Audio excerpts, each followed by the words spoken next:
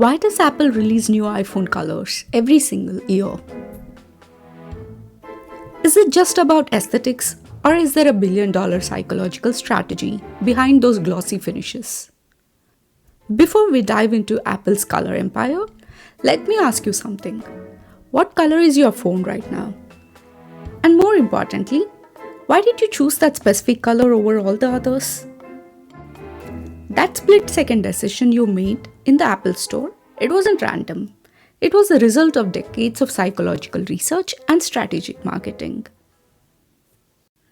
To understand this strategy, we need to go back to where it all started. And it wasn't with Apple. In the early days of mobile technology, phones came in exactly one color. Boring.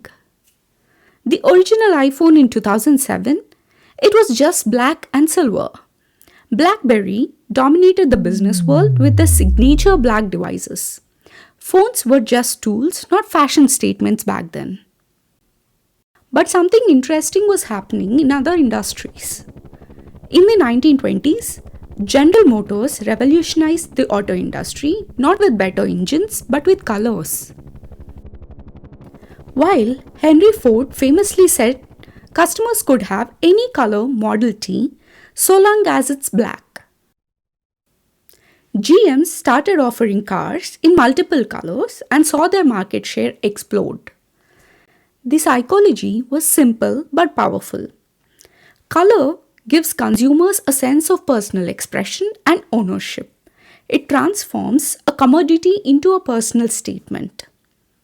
GM understood this decades before Apple was even founded. But why do colors affect us so deeply? The science, it's fascinating. Research shows that color decisions happen in just 90 seconds, and up to 90% of that judgment is based on color alone. Our brains are hardwired to respond to colors. It's evolutionary. Red signals danger or passion, blue suggests trust and stability, green represents growth and harmony. Here's where it gets interesting for business. Colors also trigger what psychologists call retail therapy. Different colors can literally make us feel different emotions, and companies have been exploiting this for decades. Take an example of McDonald's. It uses red and yellow because that creates urgency and appetite. Facebook chose blue because Mark Zuckerberg is colorblind to red and green, but blue also happens to increase trust and engagement. Apple figured out something crucial. In a world where smartphones are becoming increasingly similar in functionality, color becomes the primary differentiator. It's not about the technology anymore, it's about identity. Apple's real color story begins in 2013 with the iPhone 5C, their first major attempt at multiple colors. The 5C came in 5 vibrant colors: blue, green, pink, yellow, and white. Apple called it unapologetically plastic. This was Apple's answer to the growing Android market, particularly Samsung, who was gaining ground with younger consumers. The colors weren't random either. Apple's color team, led by industrial design, spent months researching color psychology and cultural associations. That specific shade of blue, it tested highest for trustworthiness and innovation. The pink, carefully calibrated to appeal to female consumers without losing others. 5C taught Apple something crucial. Colors could segment their market without getting rid of their premium line. The colorful 5C attracted budget-conscious buyers, while the premium 5S remained sophisticated in gold, silver, and space gray. This became the blueprint for everything that followed.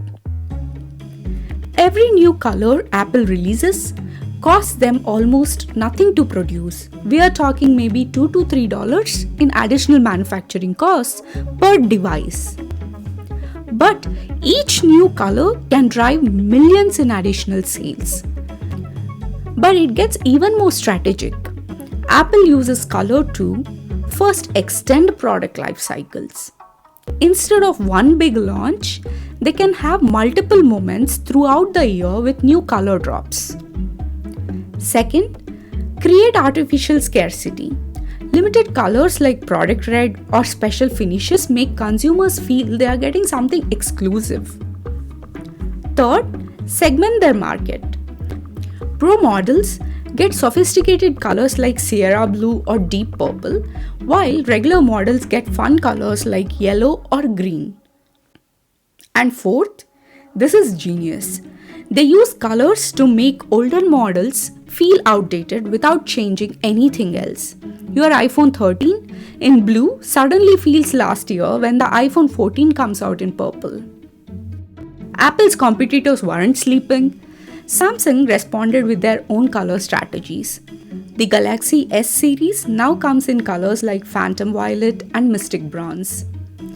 Google's Pixel phones embrace quirky names like Oso Orange and Clearly White. Everyone is copying Apple's playbook, but nobody executes it quite as effectively as Apple. Apple's colors feel premium and intentional.